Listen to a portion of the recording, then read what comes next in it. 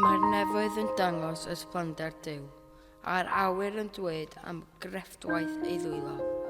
Mae neges yn mynd allan bob dydd, mae i'w weld yn amlwg bob nos. Does dim llais go iawn, na geiriau, na dim i'w glywed yn llythrenol. Ond mae pawb wedi clywed beth maen nhw'n ddweud, a'r neges wedi mynd i ben draw'r byd.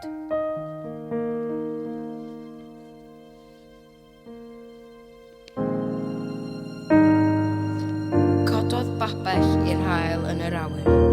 Mae'n dod allan fel briod fab o'i ystafell, neu athletwr yn ffrwd i redeg ras. Mae'n codi ar y gorwel ac yn symud o un ben i'r llall. Does dim yn gallu cuddio rhag i'w res.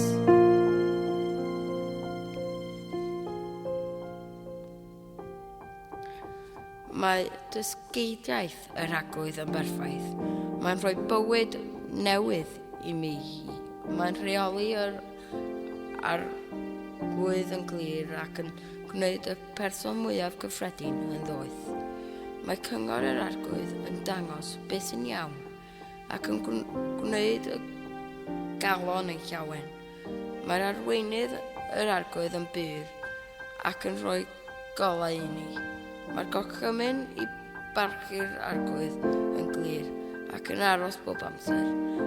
Mae'r dyfarniad yr arglwydd yn gywir.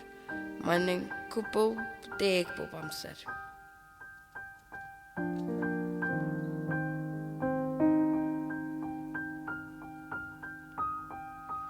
Mae'r pethau yma'n fwy gwerthfawr na awyr.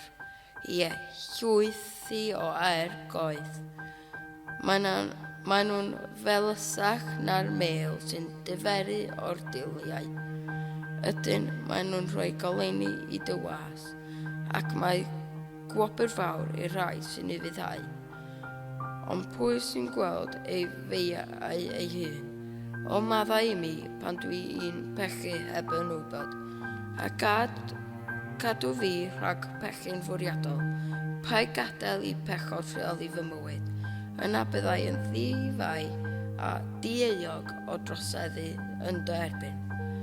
Gad i'r cwbl dwi'n ei ddweud a'i feddwl, dy blesio di, o arglwydd, fy nghraig am achubwr.